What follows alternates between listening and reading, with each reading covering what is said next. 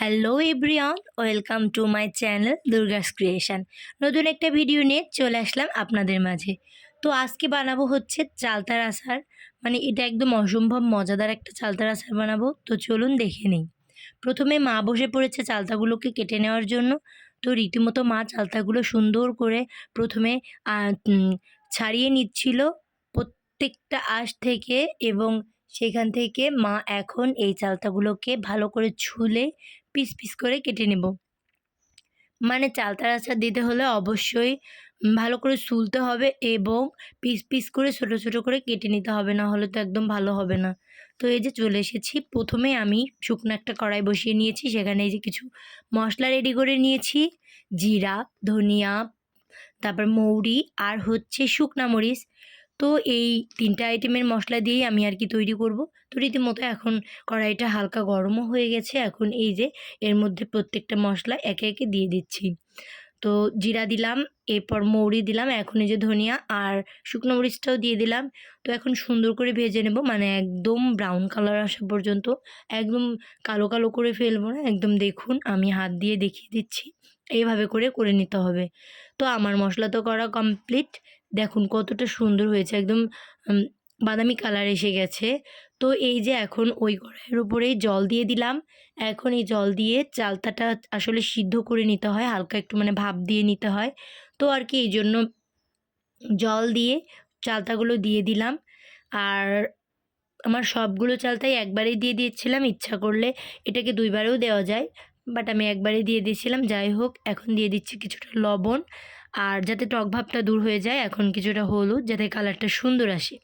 তো লবণ আর হলুদটা দিয়ে এখন আমি এই যে হালকা করে নাড়া দিয়ে একটু মিশিয়ে নেব। আমার কড়াইটা ছোট হওয়ার কারণে একটু ঝামেলা হয়ে গিয়েছিলো, বাট কড়াইটা বড় হলে আর হতো না। যাই হোক, এখন এই যে ঢাকনা দিয়ে ঢেকে দেব। তো ঢাকনা দিয়ে ঢেকে দেওয়ার পর ঠিক ৫ থেকে ৭ মিনিট জাল করব, মানে এরকম একটা বলক আসা পর্যন্ত, মানে একদম ফুটিয়ে ফেলবো না, কারণ চালতা হচ্ছে সিদ্ধ বসালেই নরম হয়ে যায়। তো যাই হোক, আমার চালতা সিদ্ধও কমপ্লিট, মানে ভাপ দিয়ে নেওয়া কমপ্লিট। এখন এই যে একটা চালনির সাহায্যে জলটা ছেঁকে নেবার জন্য চালতাগুলো এই চালনির ভিতরে ঢেলে দিলাম। তো অনেক বেশি সুন্দর কালারটা এসেছে, একদম হলুদ হলুদ। অতিরিক্ত পরিমাণ হলুদ কিন্তু এখানে দেওয়া যাবে না, একদম পরিমাণ মতোই দিতে হবে।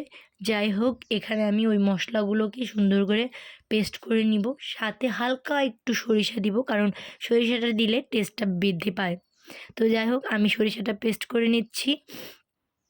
তো আপনারা কে কে এভাবে আচার তৈরি করেন অবশ্যই কিন্তু কমেন্ট বক্সে জানাবেন।